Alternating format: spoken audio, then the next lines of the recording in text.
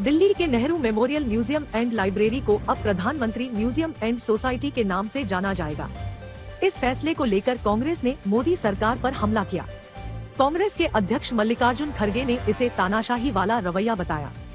दूसरी ओर बीजेपी अध्यक्ष ने पलटवार किया और कहा कि कांग्रेस इस बात को पचा नहीं पा रही कि एक वंश से बाहर के किसी नेता ने देश की सेवा की है। पश्चिम बंगाल में पंचायत चुनावों को लेकर सियासत जोरों पर है। आज सूबे के राज्यपाल ने दक्षिण 24 परगना के हिंसा प्रभावित इलाकों का दौरा किया और हिंसा करने वालों को संवैधानिक नतीजा भुगतने की चेतावनी दी।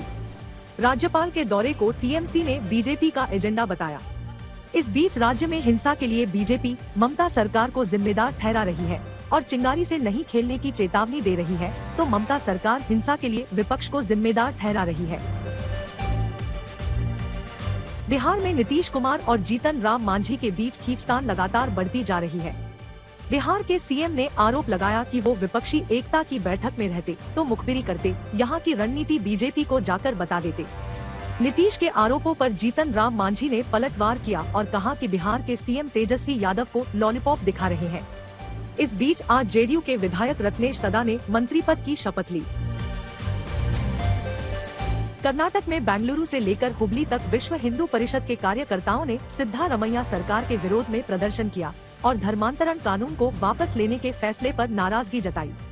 फैसले को लेकर बीजेपी कर्नाटक सरकार पर तुष्टीकरण का आरोप लगा रही है, तो कांग्रेस कह रही है कि चुनाव से पहले जो भी वादे किए थे वो पूरे किए जाएंगे। कर्नाटक सरकार के फैसले पर समाजवादी पार्टी ने खुशी जताई और इस तरह के दूसरे कानून वापस लेने की भी मांग की। इंदौर में बजरंग दल और विश्व हिंदू परिषद के कार्यकर्ताओं पर लाठीचार्ज को लेकर सरकार ने डीसीपी धर्मेंद्र सिंह भदौरिया को हटा दिया है। साथ ही एडीजी को जांच की जिम्मेदारी सौंपी है। शहर के चौराहे पर बजरंग दल और विश्व हिंदू परिषद के कार्यकर्ताओं ने चक्काजाम किया था, जिसे हटाने के लिए पुलिस ने लाठीचार्ज किया था। बजरंग दल के कार्यकर्ता नशाखोरों के खिलाफ सख्त कार्रवाई और कुछ कार्यकर्ताओं के खिलाफ दर्ज एफआईआर को वापस लेने की मांग कर रहे थे। मणिपुर की राजधानी इम्फाल में विदेश राज्य मंत्री राजकुमार रंजन सिंह के घर पर हमला हुआ। हमलावरों ने मंत्री के घर पर आग लगा दी। राजकुमार रंजन सिंह मैतेई समुदाय के हैं और घटना के वक्त केरल में थे। घटना के बाद राजकुमार रंजन सिंह ने कहा कि मणिपुर में कानून व्यवस्था पूरी तरह फेल हो चुकी है। इस बीच कांग्रेस ने मणिपुर के हालात पर सर्वदलीय बैठक की मांग की है। मणिपुर में 3 मई से कुकी और मैतेई समुदाय के बीच आरक्षण को लेकर जातीय हिंसा चल रही है। जम्मू कश्मीर के कुपवाड़ा में सेना ने एनकाउंटर में 5 विदेशी आतंकियों को मार गिराया। मारे गए आतंकी जम्मू कश्मीर गजनवी फोर्स के हैं। इनमें से 2 पाकिस्तान अधिकृत कश्मीर के रहने वाले थे, वहीं तीसरा पाकिस्तान के फैसलाबाद का रहने वाला था। कुपवाड़ा सेक्टर में इस साल घुसपैठ की ये पहली बड़ी कोशिश थी। वहीं कश्मीर पुलिस ने एक मजदूर की हत्या में शामिल 5 आतंकियों को अलग अलग ठिकानों से गिरफ्तार किया है। प्रभास और कृति सेनन की आदिपुरुष आज रिलीज हो गई, लेकिन बड़े पर्दे पर आते ही फिल्म कानूनी पचड़े में फंस गई। फिल्म के खिलाफ हिंदू सेना ने दिल्ली हाई कोर्ट में याचिका दायर की है। याचिकाकर्ता की शिकायत है कि फिल्म की वजह से रामायण, भगवान राम और देश की संस्कृति का मजाक बन रहा है। दूसरी ओर आदिपुरुष को लेकर दर्शकों में जोरदार उत्साह दिखाई दे रहा है। सिनेमाघरों में जय श्री राम के नारे लग रहे हैं। बिपरजॉय तूफान के जखौ तट से टकराने के बाद गुजरात में बर्बादी की तस्वीरें सामने आई। जगह जगह पेड़ और खंभे गिर गए। तूफान का असर कच्छ, सौराष्ट्र समेत 8 जिलों में रहा। भारी बारिश की वजह से कई जगहों पर बाढ़ के हालात दिखे। अब बिपरजॉय तूफान का असर राजस्थान पर भी दिख रहा है। बाड़मेर और जालौर में बारिश हो रही है। राजस्थान के 5 जिलों में बहुत भारी बारिश के लिए रेड अलर्ट, जबकि 13 जिलों में भारी बारिश का ऑरेंज अलर्ट जारी किया गया है। पाकिस्तान में एक बार फिर सियासी तनातनी बढ़ गई है। देश के गृह मंत्री राना सनाउल्लाह ने कहा है कि चुनाव वक्त पर होंगे और इमरान खान एक बार फिर गिरफ्तार होंगे। दूसरी ओर इमरान खान ने आरोप लगाया है कि उनके प्रधान सचिव गुरुवार की शाम से गायब है। इमरान खान ने कहा कि जो कोई भी उनका करीबी है उसे निशाना बनाया जा रहा है। इस बीच पाकिस्तान सरकार ने इमरान खान और उनकी पार्टी के कई दूसरे नेताओं के सोशल मीडिया प्रोफाइल की जांच के आदेश दिए हैं। हमारे देश में चुनावों को लोकतंत्र का सबसे बड़ा उत्सव माना जाता है, इसलिए आज ब्लैक एंड व्हाइट में हम आपको सबसे पहले पश्चिम बंगाल में इसी चुनावी उत्सव की धूम धड़ाके वाली कुछ तस्वीरें दिखाएंगे। अंतर सिर्फ इतना होगा कि वहां आतिशबाजी की जगह बमबाजी हो रही है और यह उत्सव बम और बंदूकों के साए में मनाया जा रहा है। सबसे बड़ी बात यह है कि पश्चिम बंगाल में उस पार्टी का शासन है जिसे बात बात पर लोकतंत्र खतरे में नजर आता है। इसलिए अब आपको लेकर चलते हैं हम पश्चिम बंगाल और ये जरा तस्वीरें आप देखिए।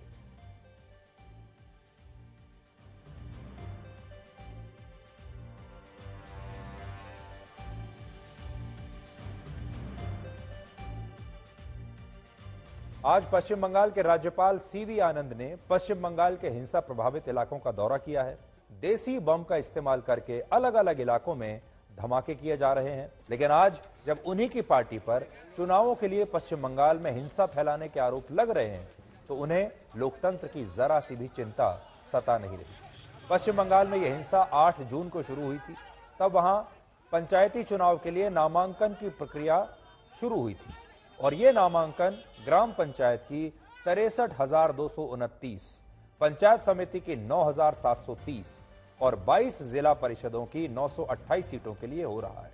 लेकिन जैसे ही अलग अलग राजनीतिक पार्टियों के नेताओं ने चुनावों के लिए अपना नामांकन शुरू किया तो इस दौरान एक खूनी उत्सव शुरू हो गया जिसे ममता बनर्जी की पार्टी लोकतंत्र का उत्सव बता रही है, जबकि हकीकत में यह लोकतंत्र की खूनी हत्या है।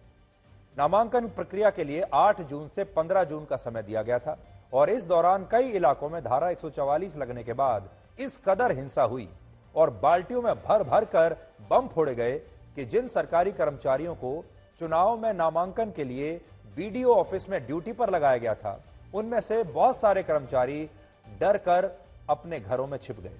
इसके अलावा आरोप है कि बम और बंदूक के दम पर कई इलाकों में टीएमसी के नेताओं ने दूसरी पार्टी के नेताओं को नामांकन भरने ही नहीं दिया और कुछ इलाके ऐसे भी रहे जहां टीएमसी, लेफ्ट और कांग्रेस पार्टी के नेताओं के बीच भी हिंसा हुई और इसमें बीजेपी के कुछ नेताओं पर भी टीएमसी आरोप लगा रही है। और यह बात इसलिए चिंताजनक है क्योंकि अभी तो सिर्फ नामांकन हुआ है। पंचायत चुनाव के लिए राज्य में वोटिंग तो अभी 8 जुलाई को होनी है और इससे पहले चुनाव प्रचार भी होगा और फिर वोटिंग के बाद 11 जुलाई को नतीजे भी आएंगे। अब आप खुद कल्पना कीजिए कि जब इस लोकतंत्र वाले चुनावी उत्सव का ट्रेलर इतना धमाकेदार है तो नामांकन के बाद जब चुनाव प्रचार होगा और वोटिंग होगी तो आशंका है, आप अंदाजा लगा सकते हैं कि किस तरह की हिंसा की आशंका हो सकती है। सबसे बड़ी विडंबना यह है कि हमारे देश के नेताओं को अमेरिका में भारत के खिलाफ बयान देने वाले ट्विटर के पूर्व सीईओ जैक डॉर्सी का बयान तो सुनाई दे जाता है, लेकिन जब इन्हीं पार्टियों के नेता और कार्यकर्ता इस तरह सड़कों पर बम फोड़ते हैं, लोगों की हत्याएं करते हैं, हिंसा करते हैं तो ये शोर किसी को सुनाई नहीं देता। और इसीलिए आज पश्चिम बंगाल के राज्यपाल सीवी आनंद बोस ने हिंसा प्रभावित क्षेत्रों का दौरा किया है और मुख्यमंत्री ममता बनर्जी ने भी ये खुद माना है कि इस हिंसा में उनकी पार्टी के कुछ नेता और कार्यकर्ता भी शामिल रहे हैं। हाईवे है, बासंती हाईवे, और यहाँ पर अगर आपको यहाँ की स्थिति दिखाएं, कैमरा पर्सन प्रसून आपको दिखाएंगे कि ये एक मार्ग है। यहाँ पे दावा किया जा रहा है कि यहाँ पे बमबाजी हुई थी। जैसे ही स्थिति यहाँ पे लोग ज्यादा हो रहे थे, यहाँ पर देखिए रैफ सामने वो जा रहे हैं ताकि एरिया डोमिनेशन किया जाए। रैफ के तरफ से टीयर शेल्स फोड़े जा रहे हैं और वहां से पत्थरबाजी भी हो रही है। इस वक्त भांगूर में है। कल और उससे एक दिन पहले भी यहाँ पे हिंसा देखी गई। ये गाड़ियां इनको जलाया गया है। ये यहाँ की ग्राउंड सिचुएशन है। ये यहाँ पर गाड़ी के जो टायर्स है वहां पर भी, उस साइड पे भी हम लोगों ने देखा कैसे वो जल रहा था। अभी सिचुएशन क्या है? सिचुएशन बहुत खराब है। इधर से बम गोली सब बंदूक चल रहे।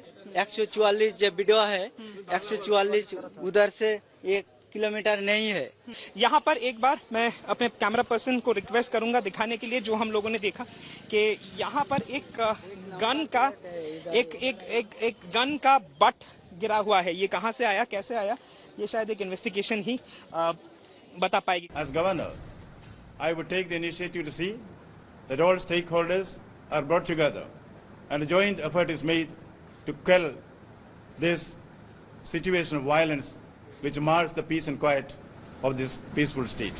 যে প্রবলেমটা হয়েছে এই প্রবলেমের সাথে পার্টি কোনোভাবে ইনভলভ নয়।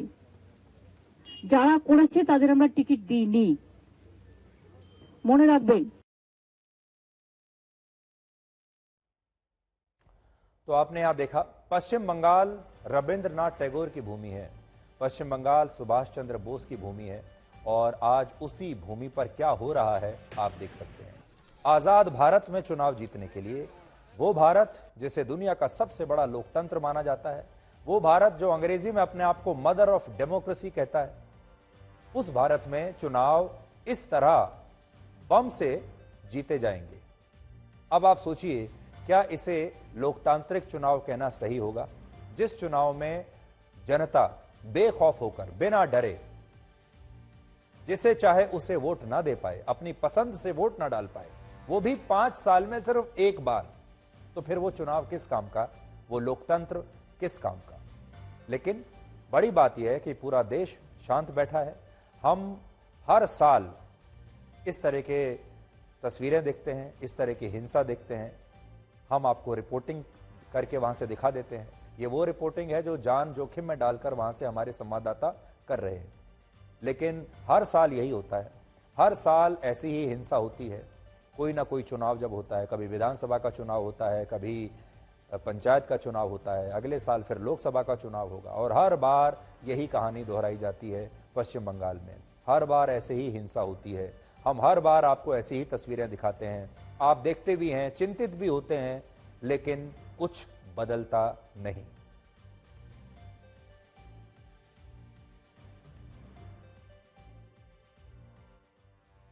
हिंसा का जो तांडव दिखाई पड़ रहा है,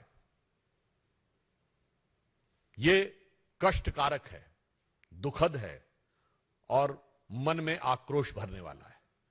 पश्चिम बंगाल की सरकार, पश्चिम बंगाल की पुलिस जिस प्रकार से बर्ताव कर रही है, ये देश के लोकतांत्रिक और चुनावी इतिहास में एक बहुत काला अध्याय है। तो ऐसे चुनावों का क्या फायदा? आपको यूनिफॉर्म सिविल कोड यानी यूसीसी का ABC समझाएंगे।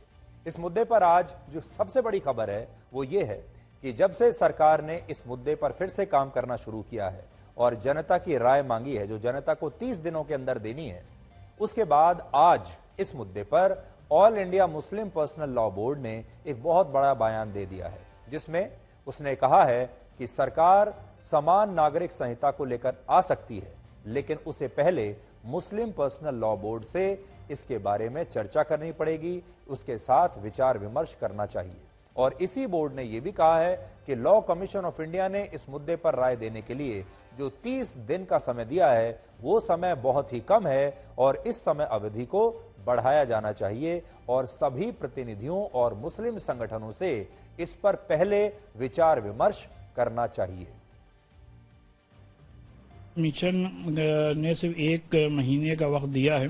जाहिर सी बात है, ये बहुत ही कम वक्त है इतने बड़े मुल्क से राय लेने के लिए और इतनी ऑर्गेनाइजेशन से उनकी राय लेने के लिए। नहीं, जो भी ग्राउंड रियलिटी है उससे जाहिर सी बात है हुकूमत भी वाकिफ है और जो भी कमीशंस हैं वो भी वाकिफ होंगे, लेकिन हर ऑर्गेनाइजेशन की जिम्मेदारी है कि उसके बावजूद भी अगर लॉ कमीशन के ने नोटिस जारी किया है तो उस पर सभी को पूरी फैक्ट्स एंड फिगर्स के साथ अपना रिप्रेजेंटेशन देना चाहिए, जिससे कि लॉ कमीशन को मालूम हो कि कितने लोग इस कानून के खिलाफ हैं। मुस्लिम पर्सनल लॉ बोर्ड के जो नुमाइंदे हैं जो बात कह रहे हैं बिल्कुल सही है, ये लोकतंत्र है और कोई भी कदम, कोई भी नया कानून चर्चा के बाद ही बनना चाहिए। तो चर्चा तो सरकार को इनसे जरूर करनी चाहिए, विचार विमर्श जरूर करना चाहिए और फिर फैसला भी वो होना चाहिए जो भारत के हित में हो, जो देश के हित में हो, जो भारत के 140 करोड़ लोगों के हित में हो। अब हम आपको ये बताते हैं कि भारत को यूनिफॉर्म सिविल कोड की आवश्यकता क्यों है। यूनिफॉर्म सिविल कोड को हिंदी में समान नागरिक संहिता या समान नागरिक कानून भी कहते हैं। इसका मतलब होता है सभी धर्म, पंथ और जाति के लोगों के लिए एक समान कानून। भारत में फिलहाल क्रिमिनल लॉ सभी धर्मों के लोगों के लिए समान है। तो 2 तरह के लॉज हैं, एक क्रिमिनल लॉ और एक सिविल लॉ। जो क्रिमिनल लॉ है, जो अपराध के बारे में होता है वो सभी धर्मों के लिए समान है। जैसे मान लीजिए अगर किसी ने मर्डर किया है तो चाहे वो किसी भी धर्म का हो उसके लिए सजा समान होगी। लेकिन सिविल लॉ के मामले में स्थिति काफी अलग है। सिविल लॉ को आप आसान भाषा में फैमिली लॉ भी कह सकते हैं, यानी ऐसे मामले जो व्यक्ति बनाम व्यक्ति के बीच होते हैं। उदाहरण के लिए शादी ब्याह का विवाह का मामला व्यक्ति बनाम व्यक्ति के बीच होता है, इसलिए ऐसे मामले सिविल लॉ के दायरे में आते हैं। ये अपराध के मामले में नहीं आते, ये क्रिमिनल लॉ नहीं है, ये सिविल लॉ में आते हैं। इसके अलावा शादी के बाद होने वाला तलाक, तलाक के बाद पत्नी को मिलने वाला गुजारा भत्ता, अगर बच्चे हैं तो तलाक के बाद वो बच्चे किसके साथ रहेंगे, माता पिता या पति की मृत्यु के बाद उनकी संपत्ति का बंटवारा कैसे होगा, इस संपत्ति में किसे कितना अधिकार मिलेगा, बच्चों को गोद लेने का कानून क्या होगा और गोद लिए गए बच्चों के और उसे गोद लेने वाले माता पिता के क्या अधिकार होंगे, और अगर कोई व्यक्ति बिना अपनी वसीयत लिखे मर जाए तो उसकी संपत्ति में किसका कितना हक होगा। ये सारे फैसले सिविल लॉज के हिसाब से लिए जाते हैं। अगर भारत में इस तरह के सिविल मामलों के निपटारे के लिए कोई एक कानून होता तो शायद इस पर कोई विवाद ही नहीं होता, लेकिन भारत में आज की जो स्थिति है वो बहुत अलग है। भारत में शादी, तलाक और संपत्ति जैसे मामलों के लिए हिंदू, सिख, जैन और बौद्ध धर्म के लोग एक समान कानून के दायरे में आते हैं। तो देखिए, ये जो धर्म है जो आपके स्क्रीन के एक तरफ आपको दिख रहे हैं, ये हैं हिंदू, सिख, जैन और बौद्ध। इनके ऊपर एक समान कानून लागू होता है, लेकिन इन्हीं मामलों के निपटारे के लिए भारत में मुस्लिम, ईसाई, पारसी और यहूदी धर्म के लोगों के पास अपने पर्सनल लॉज हैं, यानी उन पर दूसरे कानून लागू होते हैं। पर्सनल लॉज का मतलब उन कानूनों से है जो एक पर्सन के हिसाब से चलते हैं। जैसे अगर कोई जो व्यक्तिगत हिसाब से चलते हैं, अगर कोई व्यक्ति मुस्लिम है तो उसकी शादी, तलाक और संपत्ति से जुड़े मामलों का निपटारा मुस्लिम पर्सनल लॉज के हिसाब से होगा, और अगर कोई व्यक्ति ईसाई, पारसी या यहूदी धर्म से है तो इन धर्मों में ऐसे मामलों का निपटारा उनके धर्म के पर्सनल लॉज के हिसाब से होगा। यानी पर्सनल लॉज किसी व्यक्ति की पहचान से जुड़ा होता है, उसके धर्म से जुड़ा होता है और उसके धर्म में जो नियम और कानून बनाए गए हैं उसके हिसाब से चलता है, संविधान के हिसाब से नहीं चलता। पूरी दुनिया में भारत शायद इकलौता ऐसा धर्म निरपेक्ष देश है, यानी इकलौता ऐसा देश है जो अपने आप को धर्म निरपेक्ष भी कहता है और जहां कानून ही धर्म के हिसाब से बटा हुआ है, और यह एक तरह का भेदभाव माना जाएगा जिसे आप कुछ और बातों से अच्छी तरह से समझ पाएंगे। जैसे हिंदू, सिख, जैन और बौद्ध धर्म के लोग एक से ज्यादा विवाह नहीं कर सकते। अगर वो दूसरी शादी करते हैं तो ये गैर कानूनी मानी जाती है। इन धर्मों में अगर कोई व्यक्ति अपनी पहली पत्नी को तलाक दिए बिना दूसरी शादी कर लेता है तो इसे अपराध माना जाता है, और ऐसे मामलों में 10 साल की जेल हो सकती है। जबकि इस्लाम धर्म में ऐसा बिल्कुल नहीं है। मुस्लिम पर्सनल लॉज के मुताबिक एक व्यक्ति बिना तलाक लिए ही 4 शादियां कर सकता है। तो भारत में इसी देश में रहने वाले दो तरह के नागरिक हैं। एक वो जो बिना तलाक दिए दूसरी शादी अगर करेगा तो अपराधी माना जाएगा, जेल में डाल दिया जाएगा। एक दूसरा व्यक्ति जो 4 शादियां कर सकता है। इसी तरह हिंदू, सिख, जैन और बौद्ध धर्म में लड़कियों को 18 साल की उम्र में बालिग माना जाता है, और अगर इससे पहले इन धर्मों में किसी लड़की की शादी कर दी जाती है तो इसे गैर कानूनी माना जाता है, और पुलिस ऐसे मामलों में शिकायत मिलने पर कानूनी कार्रवाई कर सकती है। लेकिन इस्लाम धर्म में ऐसा नहीं है। मुस्लिम पर्सनल लॉज के मुताबिक 15 साल की उम्र में ही मुस्लिम लड़की की शादी हो सकती है और इसे जायज माना जाता है। मुस्लिम पर्सनल लॉज में पहले 3 तलाक की भी व्यवस्था थी, जिसमें पति 3 बार अगर तलाक तलाक तलाक कहकर अपनी पत्नी से अलग हो जाता था, लेकिन मोदी सरकार इस 3 तलाक को समाप्त कर चुकी है। लेकिन कुछ समय पहले तक यह बाकायदा पूरा इसका प्रावधान था और यह चलता था। हिंदू, सिख, जैन और बुद्ध धर्म में तलाक के बाद पत्नी अपने पति से गुजारा भत्ता मांग सकती है, लेकिन मुस्लिम पर्सनल लॉज में इसे लेकर अब भी ज्यादा स्पष्टता नहीं है।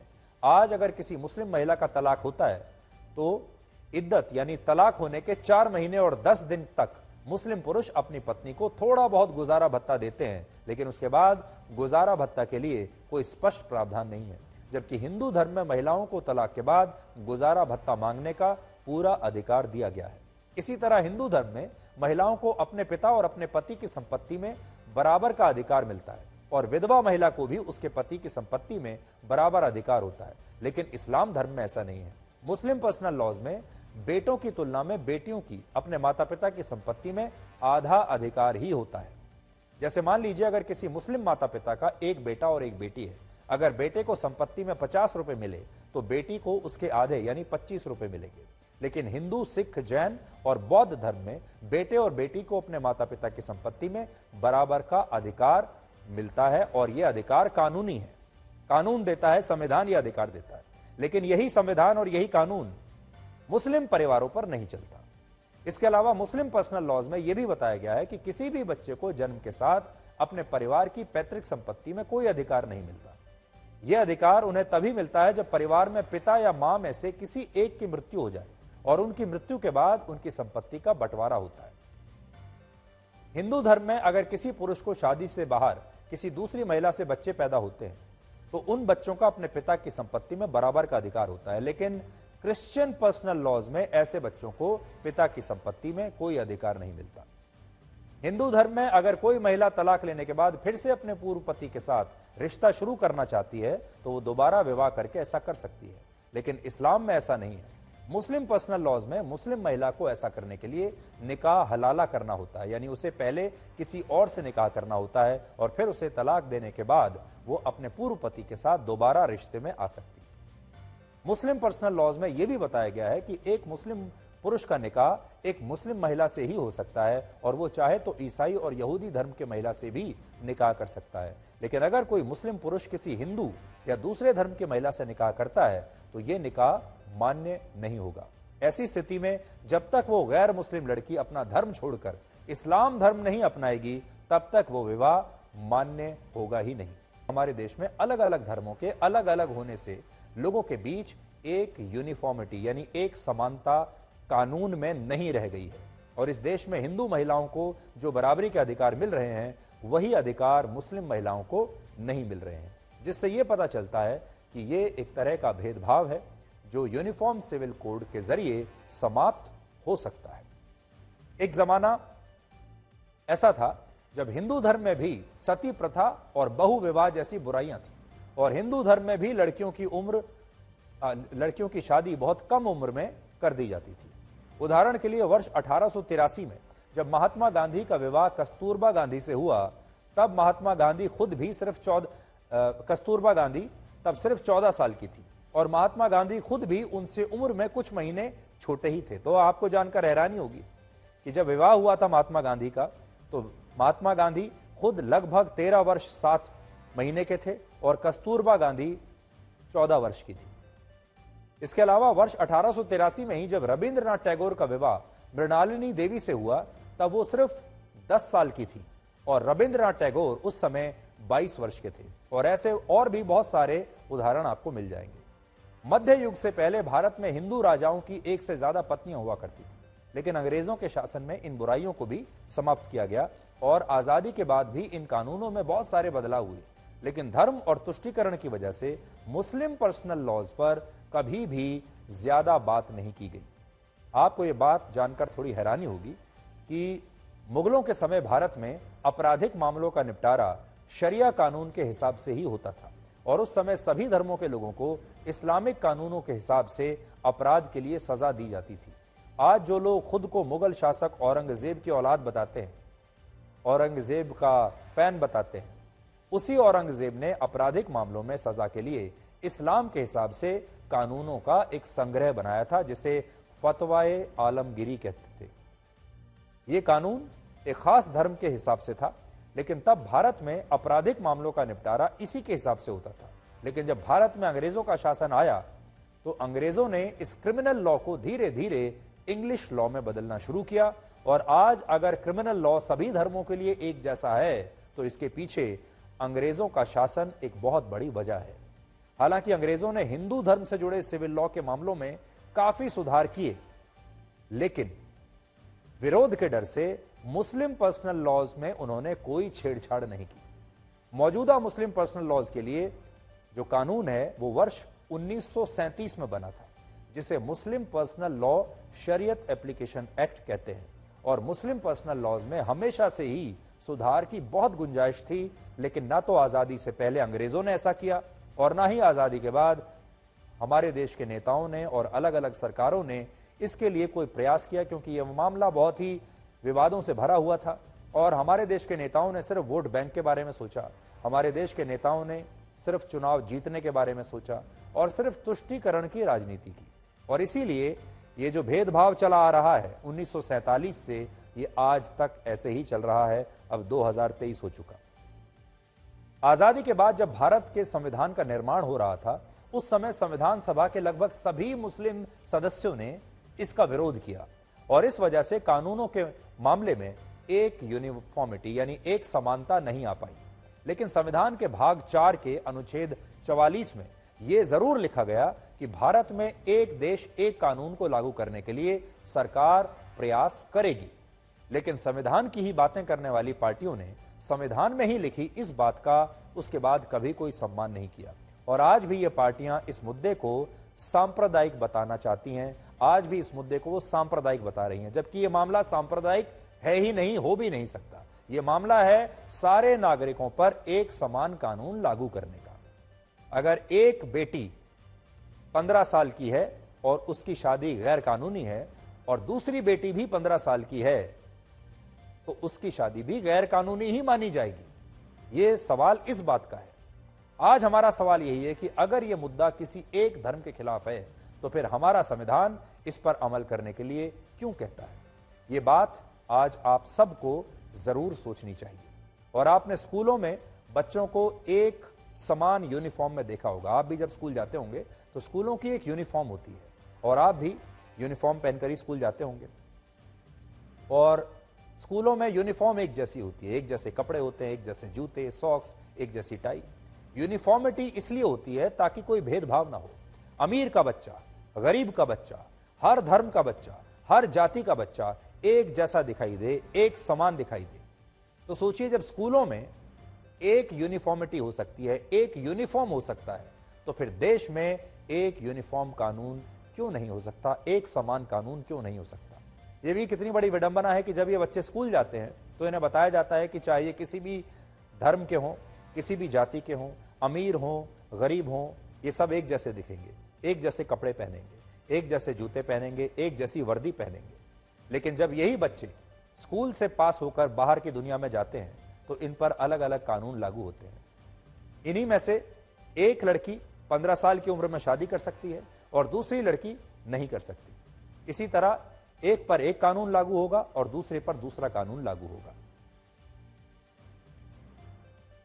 मैं जानना चाहता हूं कि इस पर सरकार की नीति और नीयत क्या है।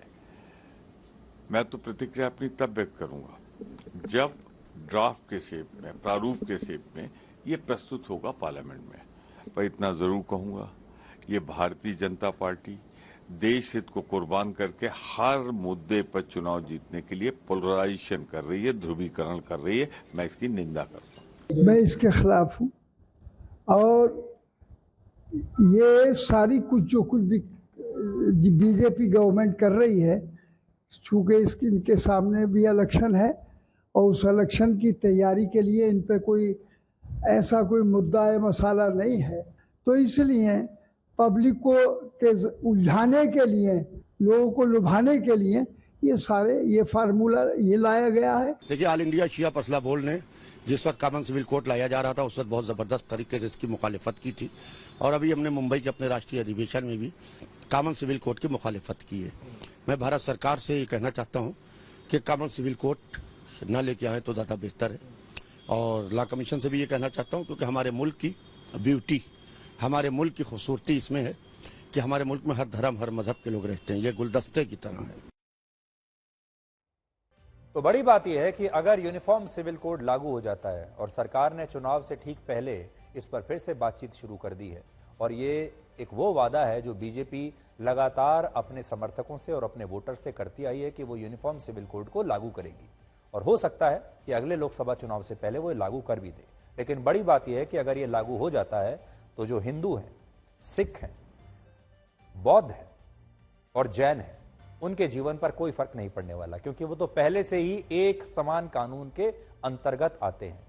लेकिन जो इस देश में रहने वाले मुसलमान हैं, जो इस देश में रहने वाले ईसाई हैं और जो पारसी हैं, उनके जीवन पर जरूर असर पड़ेगा और उन पर भी वही कानून लागू होने लगेगा जो आज हिंदुओं पर लागू होता है, सिखों पर लागू होता है और बौद्ध धर्म और जैन धर्म वाले लोगों पर लागू होता है। इसलिए उनके जीवन में जरूर इसका फर्क पड़ेगा।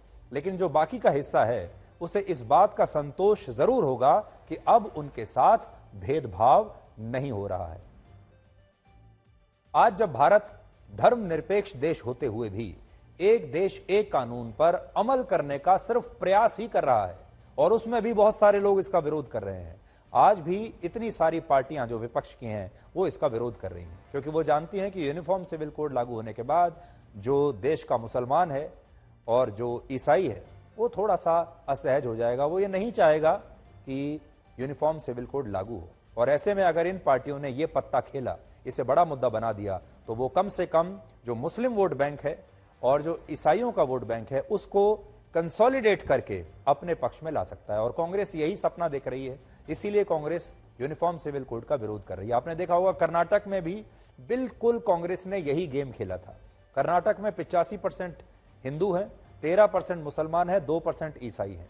और कांग्रेस ने जो काम किया इस बार वो ये कि उन्होंने मुसलमान वोटर्स को और ईसाई वोटर्स को एकजुट कर दिया, यानी 15% का एक कंसोलिडेटेड वोट बैंक उन्होंने खुद तैयार कर लिया, जिसका उन्हें बहुत फायदा हुआ।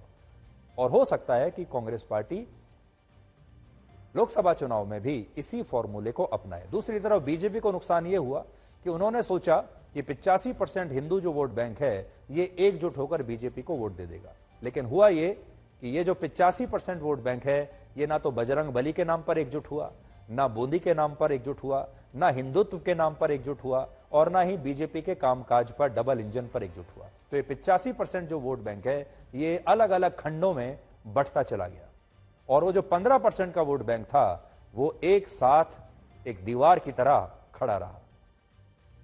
तो अभी भी प्रयास चल रहे हैं यूनिफॉर्म सिविल कोड को लाने के, और इस कदम को हमारे ही देश के कुछ लोग मुस्लिम विरोधी बताकर अब असंवैधानिक करार दे रहे हैं। लेकिन आज हम आपको इटली के बारे में कुछ बताना चाहते हैं, इटली की एक घटना के बारे में और इटली के एक फैसले के बारे में बताना चाहते हैं। इटली में एक नया प्रस्ताव पेश हुआ है, यानी वहां पर एक कानून बनाने की प्रक्रिया शुरू हुई है और ये कानून बनाने का प्रस्ताव ये कहता है कि इटली की सरकार वहां पर मस्जिदों के बाहर लोगों को नमाज पढ़ने की इजाजत अब नहीं देगी। और इटली की सरकार का यह भी कहना है कि वहां तेजी से हो रहे धर्म परिवर्तन को रोकने के लिए वो इस प्रस्ताव को अब एक कानून बनाना चाहती है। और अगर ऐसा हो गया तो ये एक बहुत बड़ी बात होगी। यानी इटली की सरकार अब ये कह रही है कि नमाज सिर्फ और सिर्फ मस्जिदों के अंदर पढ़ी जाएगी, कोई भी व्यक्ति मस्जिद के बाहर नमाज नहीं पढ़ सकता। इससे इटली में किसी भी बिल्डिंग को धार्मिक परिसर के रूप में अब इस्तेमाल नहीं किया जा सकेगा।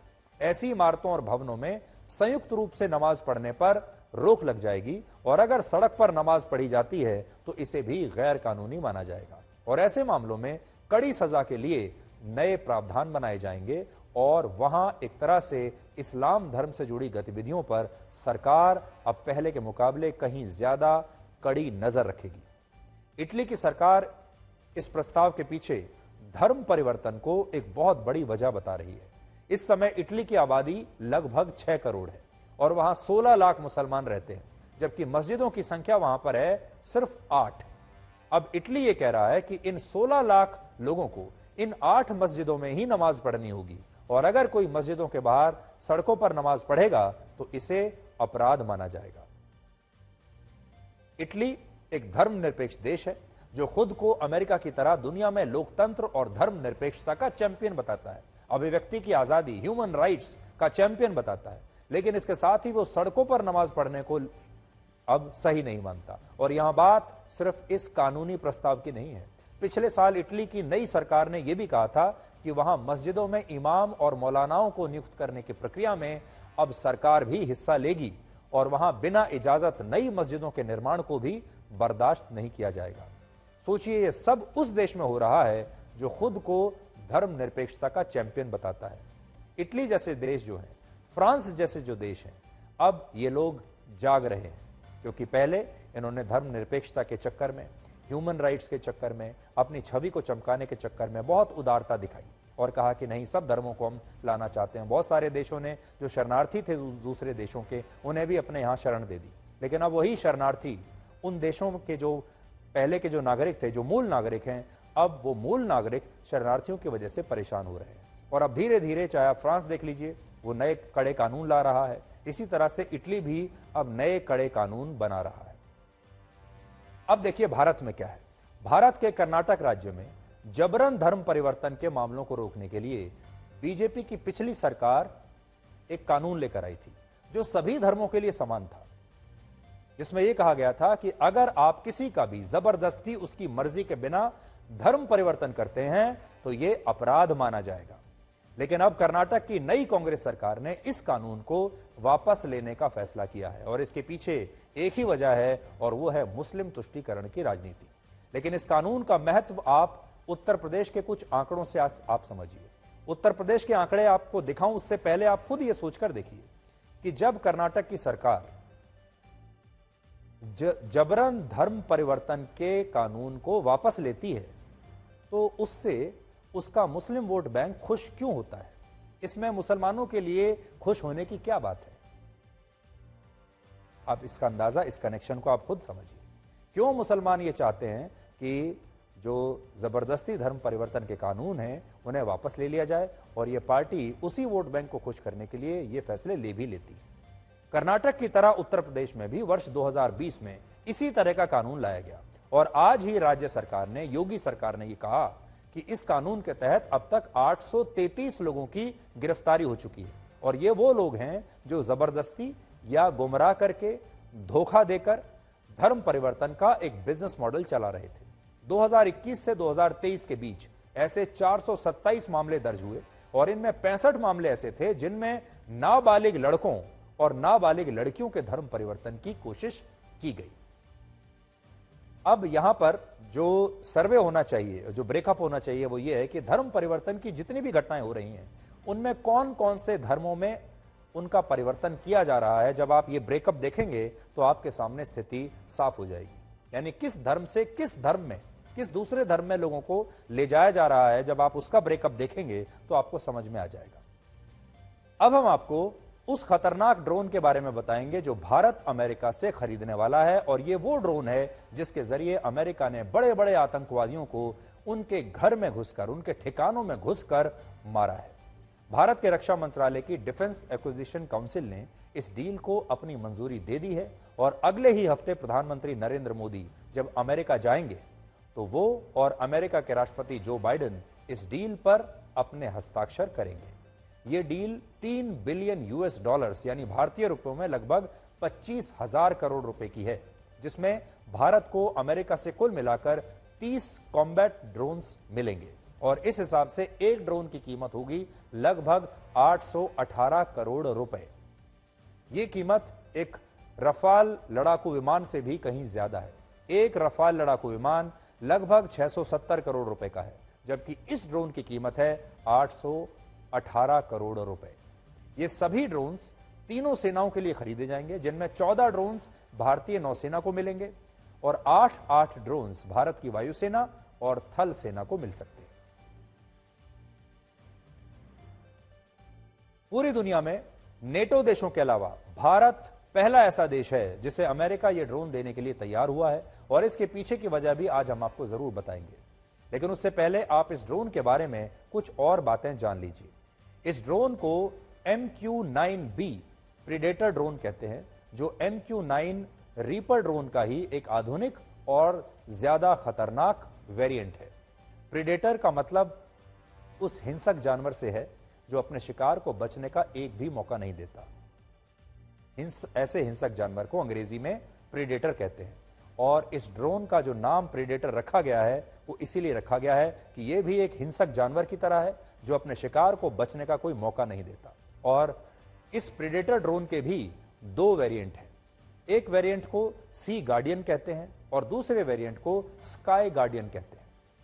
जो सी गार्डियन वाले ड्रोन्स हैं उनका इस्तेमाल समुद्र में या तटीय इलाकों के आसपास होता है और जो स्काई गार्डियन ड्रोन्स हैं उनका इस्तेमाल जमीनी इलाकों पर होता है या बॉर्डर के इलाकों पर होता है जहां निगरानी करनी होती है। जैसे भारतीय वायुसेना और थल सेना इन स्काई गार्डियन ड्रोन्स का इस्तेमाल पाकिस्तान और चीन के साथ लगने वाली हमारी सीमा पर कर सकती है। यह ड्रोन राफेल लड़ाकू विमान से न सिर्फ 150 करोड़ रुपए महंगा है, बल्कि ये कई मायनों में बहुत खतरनाक भी है।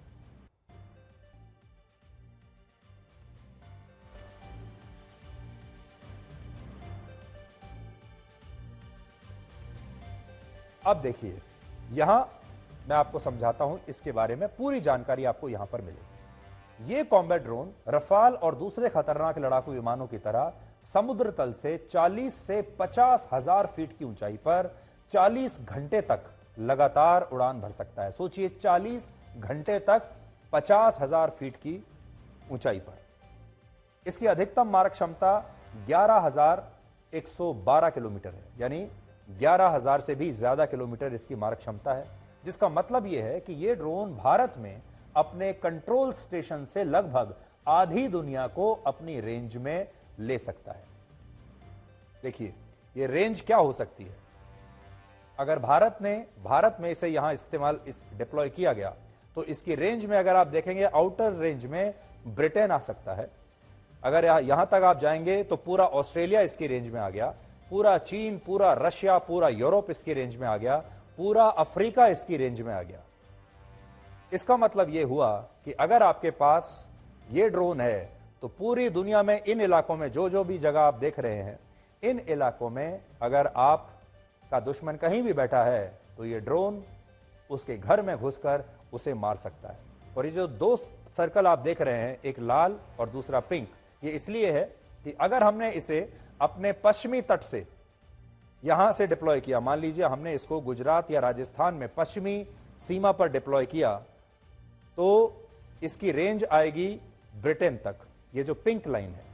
और अगर हमने इसको डिप्लॉय किया नॉर्थ ईस्ट में, अरुणाचल प्रदेश के आसपास, अगर इस तरफ से इसको डिप्लॉय किया तो इसकी रेंज जो है वो बढ़कर यहां तक आ जाएगी, यानी ऑस्ट्रेलिया के भी पार निकल आएगी।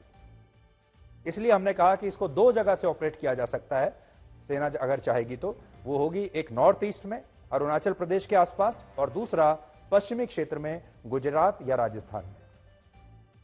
इसके अलावा यह ड्रोन अधिकतम 388 किलोमीटर प्रति घंटा की रफ्तार से उड़ान भरता है, और हथियार और मिसाइल समेत इस ड्रोन का कुल वजन होता है 5,670 किलोग्राम, जिसे इस ड्रोन का टेक ऑफ वेट भी कहा जाता है।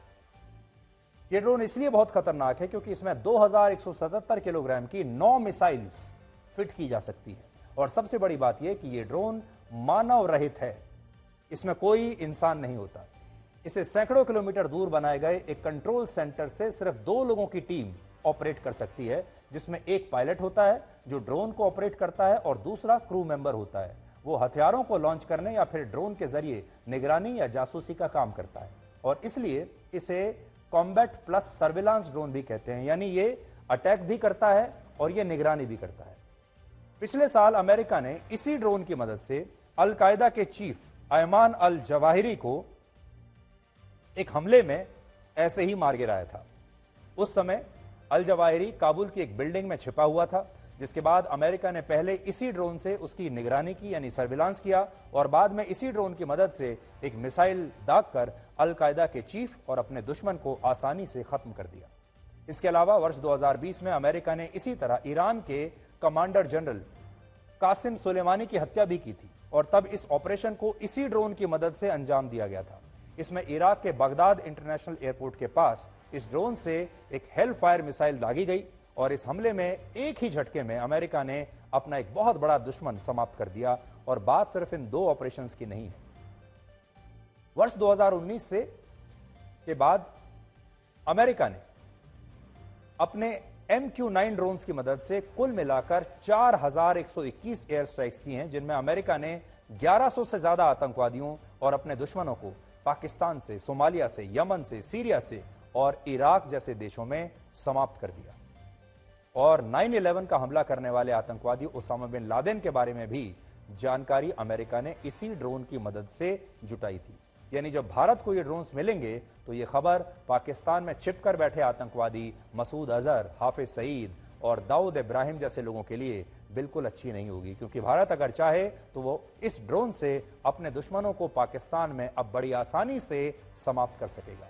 आज कुछ तस्वीरें आपको दिखा रहे हैं जिनमें आप ये देख पाएंगे कि कराची में दाऊद इब्राहिम का घर कहां पर स्थित है और वो कहां पर रहता है। उस घर की कुछ तस्वीरें आज हम आपके सामने पहली बार दिखा रहे हैं। ये उस घर की लोकेशन है, देखिए आप।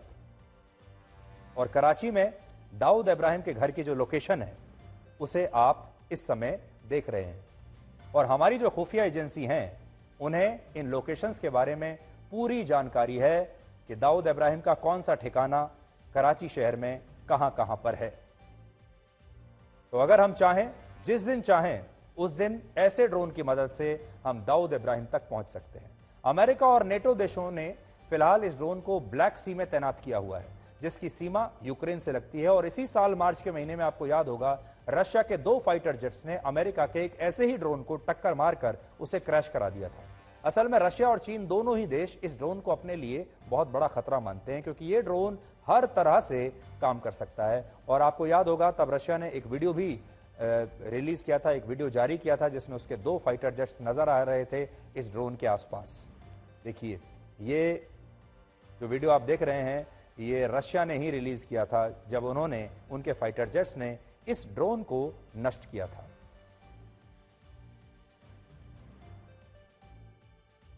जुबान और जवाब हर किसी के पास होते हैं, लेकिन इनका इस्तेमाल सोच समझकर करना चाहिए।